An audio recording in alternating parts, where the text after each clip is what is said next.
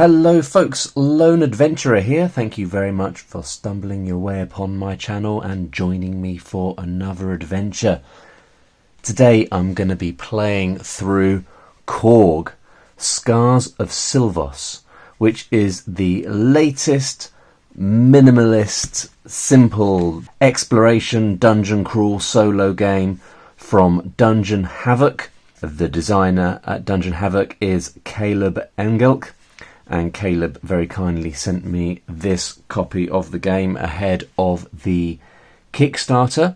So if you're watching this soon after release, you might want to pop over to Kickstarter to follow the campaign or to check it out if it's live already. I'll include a link down in the description below. Now, Caleb has designed a couple of other games that I've played on the channel. Korg, which is a re-implementation of the game also by Dungeon Havoc, Korg. So this is Korg, which is a game on a series of credit card sized cards. I've played this on the channel a couple of times. There's a Korg and a little expansion called Slayer Korg or Korg Slayer. And given how small it is, it's a fantastically enjoyable game. I'll include links to my playthroughs of Korg and Korg down in the description below. So when Caleb re-implemented this as Korg, he turned it into a little zine. It's pretty minimalist. It is based on Cyborg, the futuristic re-implementation of Morkborg. And you can see that Caleb very effectively used the design aesthetic of that larger game to make it feel like you're playing in a funky, cyberpunky future. And so I was super excited when I saw that he was making another game using the same system, using the Korg system called Scars of Silvos. And I'm delighted with what he's produced. What blew me away a little bit before we get any further into it is that Caleb has done all of the art for this. So Korg has a very minimalist Morkborg sort of style to it. Obviously Korg has got that futuristic cyborg vibe going on, and the fact that Caleb was able to produce a product which is visually, stylistically so different to these things and yet so pleasing is, I don't know, it's almost kind of annoying. He's obviously a talented guy when it comes to art and layout as well as game design. And yeah, so I guess he really is the whole package in that sense. So here we are, Korg, Scars of Silvos. What is it? So it is a solo game very much in the same vein as the other two games I just showed you. The difference with this one, beyond the pleasing visuals, is that it introduces overland travel. So we have some regions such as Thornwood that is represented by little hex maps. There's only a couple of them, but they sort of join together, and then within those regions we have locations into which you can go, sort of dungeon-y type locations. So you go into these locations, and there's 3 starting settlements, or settlements rather, in which you can start or you can visit. And in those settlements you gain quests, and if you complete 3 of those quests, then you successfully win the game. So it's a super simple little game. I would imagine the price point on Kickstarter will be very appealing. Definitely one that you'll be able to get a copy of without breaking the bank. And we're going to play it. We're going to play it right now. So we've got a little bit of intro text here. I'm going to read it for you now. Greetings, I am Korg. Even though the line of Silvos ended 6 years ago, the scars of their fruitless war still mar the land.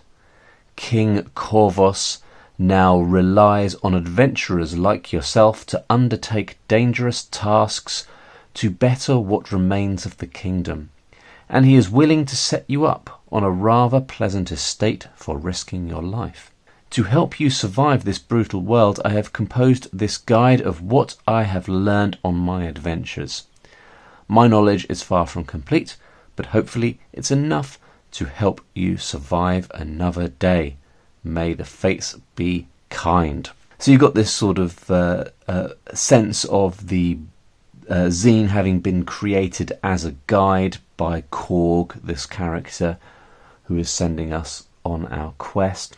So we're tasked with completing quests. We have an adventurer that starts with 20 HP, and that is the max. So I've got my little Korg character sheet here. I think I've got a couple of those, so I'll write on this one with my erasable pen to make it easier to see. So there's our HP.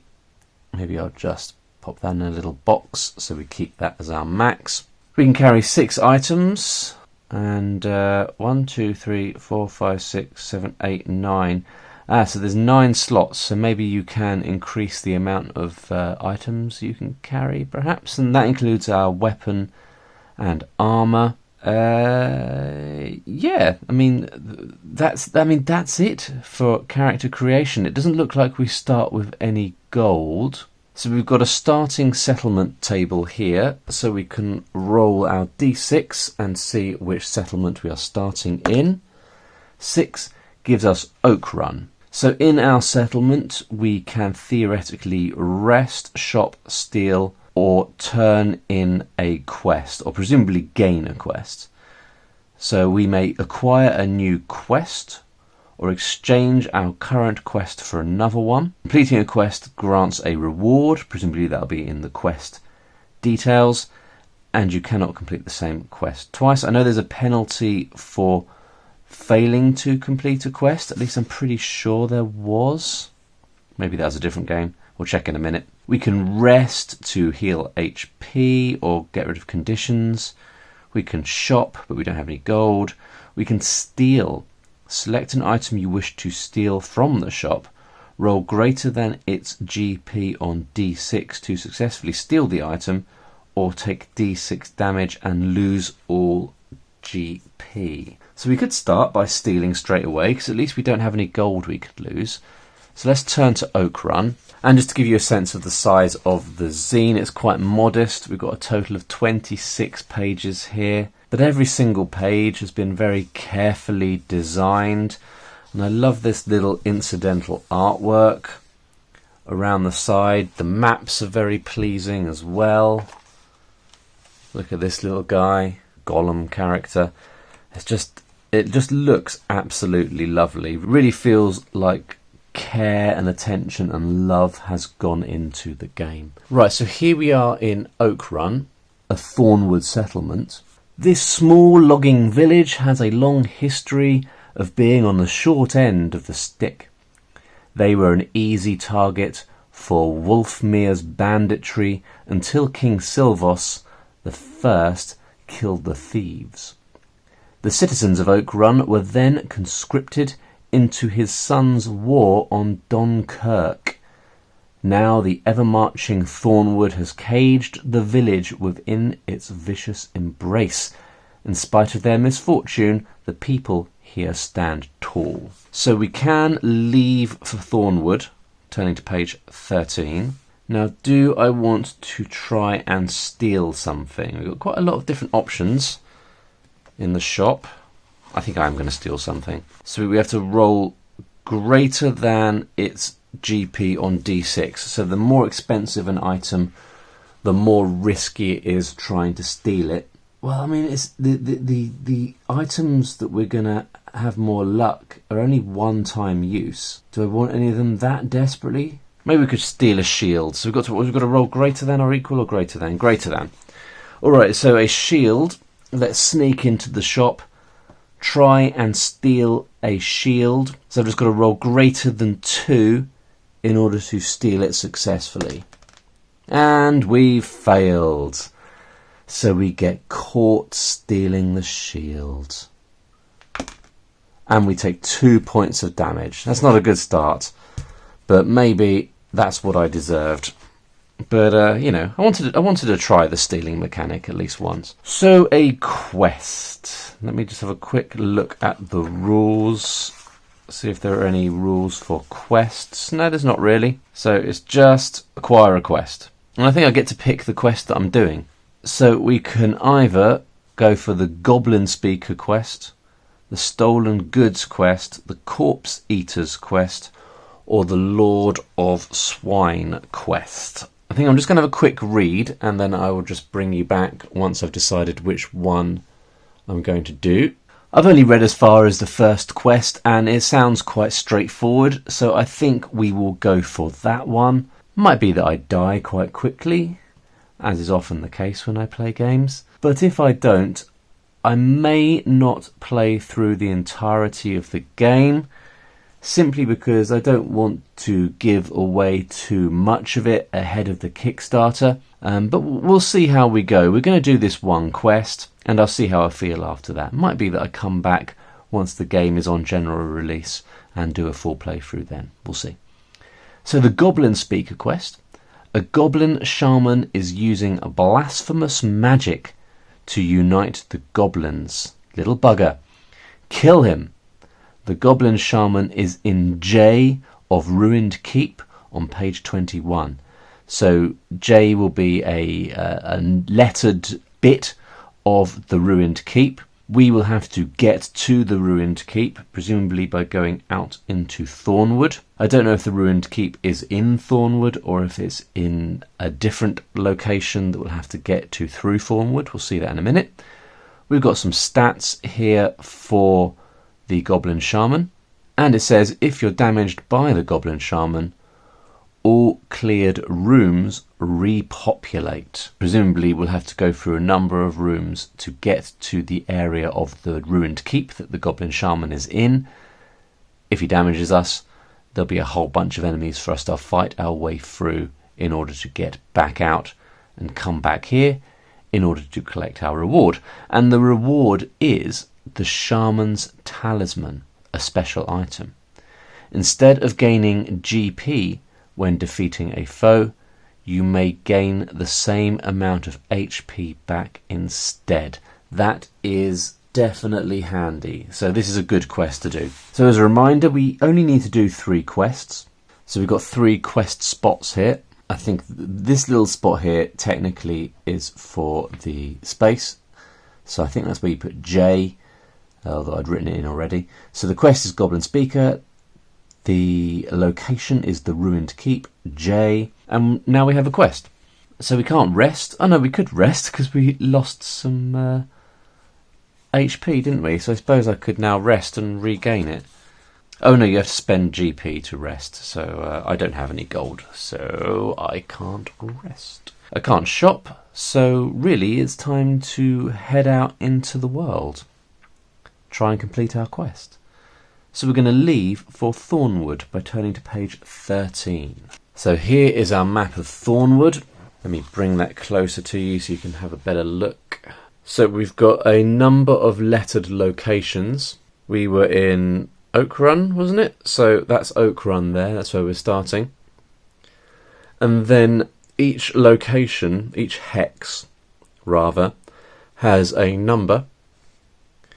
And when we go into those hexes, we'll be rolling on a threat table, which is just over there. And depending upon the hex that we're in, we will add on that number to our roll. So that allows the design to sort of increase the threat as you move into more dangerous regions. So you can see down here around this place, which is called Lunaria, we've got relatively safe areas. And we won't be adding on anything when we roll on the threat table. But as we make our way up here, it gets more and more risky, to the point where if you go here, you're adding 6 on when you roll, so you're almost guaranteed to be facing a more dangerous threat. And then we are going to be going to Ruined Keep, which is E. Oh, that's where we're going. So we've got to go up here through the most dangerous area in order to get to the Ruined Keep. So we'll see how that works out for us. These gnarled woods are wild, and have just as much bite as the creatures that inhabit it. It is rumoured that the trees drank the spilled blood of a demon, which twisted them into grotesque blights. All efforts to cut the woods back have failed. And there's a little note down here about chartering passage. If we were to go to Lunaria, we could charter passage to Orgera, which is represented on a different map. So this isn't the only overland area that you are able to explore. I'm just going to remind myself of the rules about moving around.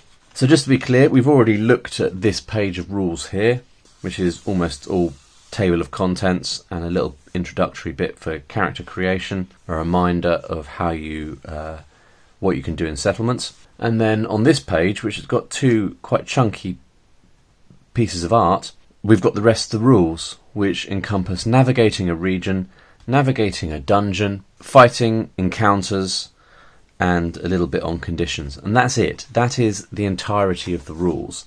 So it really is a very simple system. Beyond introducing navigation of regions, I don't think this adds much mechanically beyond the original Korg and Korg, and I'm quite happy about that, to be honest. I like the fact that Caleb has chosen to keep this game very straightforward and accessible. It means that you can pick it up and play it in a matter of minutes. So when we move to a new location on the hex map, if it's not a settlement or a dungeon, we'll roll d6 plus the modifier, and then we'll see what we encounter.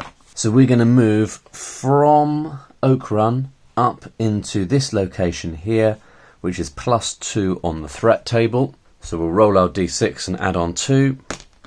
Oh, 6, blimey. So that's going to give us 8.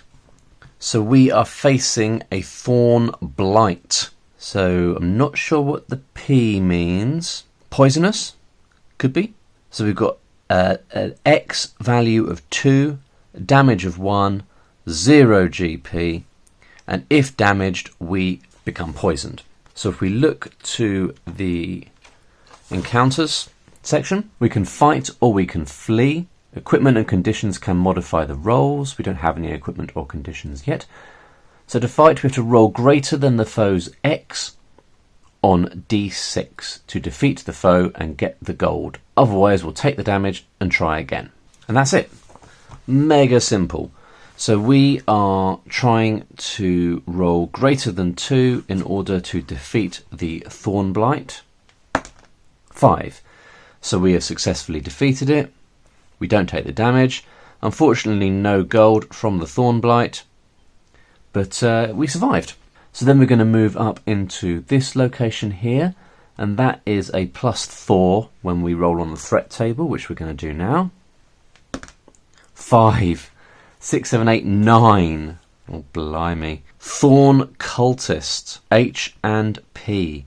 So assuming the P is poisoned, I'm not sure what the H stands for. Could be human, maybe? So if we're damaged, there's a 3 in 6 chance that we are poisoned.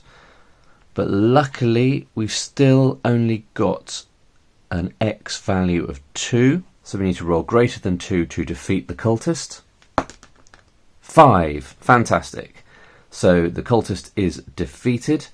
And we get 1 gold piece for defeating this enemy. So that's good. We're off to the races with our gold. We're going to move round into this location here. And this is +6 on the threat table. Why am I rolling so high when I roll on the threat table? So this means we are facing, because 6 + 6 is 12, so we're going to face Periton. So Periton has an X value of 3, does 2 damage, 2 GP, and we would take half damage if we were carrying a shield, but we're not. So we're trying to roll greater than 3 to defeat Periton. 1, that is a fail, so we're taking 2 damage. Try that again. 5, that is a success, so we defeat Periton and gain 2 gold, taking us up to 3 gold. Fantastic. From here, we can move into the Ruined Keep. So we're going to turn to page 21. That's what it says on the key down here. This keep once sheltered Wulfmere and his mercenary company. They bribed King Basil and raided the region without consequence until Duke Silvos brought an end to the pillaging. He killed King Basil and butchered the keep's inhabitants. The battered keep was left standing as a warning to future tyrants. It is ironic that it is still used by bandits as a base of operations. Right, so we are entering through A, presumably, which is the exterior space. Just have a quick look at the instructions. You enter and leave a dungeon from space A. When you enter a space, roll d6 plus any modifiers. Once we enter J, we'll ignore the threat table and do whatever is said in the quest. So we are going to go in through here. So we're going to have to roll for area A, roll for area B, and then either go through this locked door to get through I into J, or go through C, through D, and then into J that way. And we've got some little rules down here for locked doors, and another instruction for a storage room. And if we go into the storage room, we could find food and we could find gold, but there might be a trip alarm. Page 22. That's one of the things here. We are in area A, and we need to roll to see what we encounter. 5. Why so high? 5. Add 2 is 7, which means we've immediately encountered a pit trap, which has got an X of 5. Ooh, this is unfortunate. So I've got a roll of 6, which seems very unlikely. 1.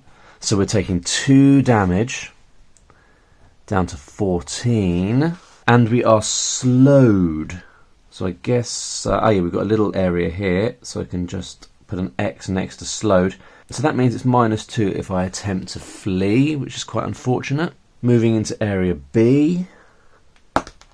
3, adding on 2, 5.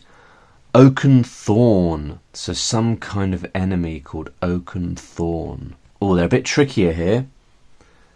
So the Oaken Thorn has got an X of 4, so we've got a roll of 5 or 6 to defeat. 2 damage, but it gives us 3 GP if we defeat it. But if we're damaged by Oaken Thorn, we are also poisoned. Rough. Here we go. 2, that is a fail. So we're taking 2 damage. And we're poisoned. -1 to fight. So now we've got a roll of 6. This is bad. This is bad. 4. So that's another 2 damage. Down to 10 health. I think I'm going to have to flee. Or attempt to flee because we're slowed at the moment. So we've got to roll greater than 2 on D6. Or else take damage and try again, and we're doing -2, so we've got to roll greater than 4. 6. Okay, bit of luck there. So at least we were able to flee. I suppose that means the Oaken Thorn is still there. I'm not sure if I'll remember that, but we need to forge ahead really here. So I guess we'll go this way up into C. 4. So 2 plus 2 is 4. A Hawk Hornet has got an X of 2. Nope. 6. Brilliant. So we gain 1 gold piece for defeating. Up into D. 5, 6, 7. It's another pit trap. Okay, so we've got a roll of 6. We've failed, so we're taking 2 damage, going down to 8. But I guess I can't get doubly slowed, so there is that at least. And then we're going to go into J, and that is where our target is. So I'm just going to turn back to the quest. So we've got a Goblin Shaman, X of 3, does 5 damage, but we get 4 gold if we defeat.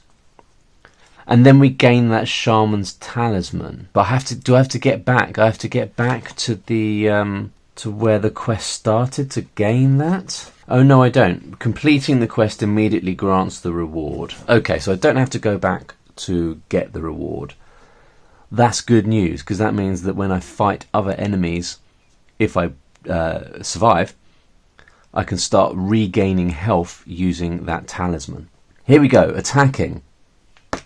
1, that is a fail. 5 damage. Down to 3 health. It's Goblin Shaman. Here we go. It all comes down to this.